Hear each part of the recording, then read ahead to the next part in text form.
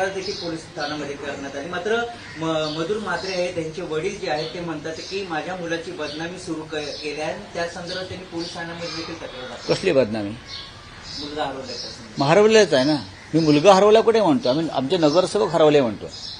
मुलगा तुमचा असेल, मुलगा तुमचा आहे ना. आमचे नगरसेवक बेपत्ता आहेत, जे मशाल चिन्हावर जिंकले आणि तेव्हापासून लापता आहेत.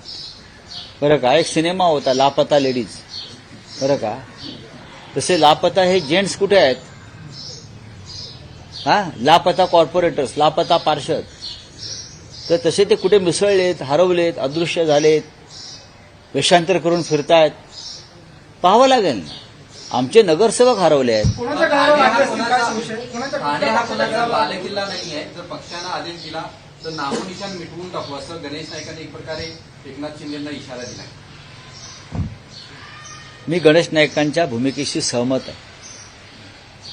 ठाण्याच्या निवडणुकीत सुद्धा साताऱ्यातल्या ड्रगचा पैसा मोठ्या प्रमाणात आला, मोठ्या प्रमाणात आला. आणि त्या पैशाच्या ताकदीवर आणि दहशतीच्या बळावर ठाण्यामध्ये शिंदे गटानं बहुमत मिळवलं. गणेश नाईक गेल्या सातत्यानं काही दिवस या विषयावरती भूमिका मांडतायत आणि ती भूमिका अमान्य करता येणार नाही.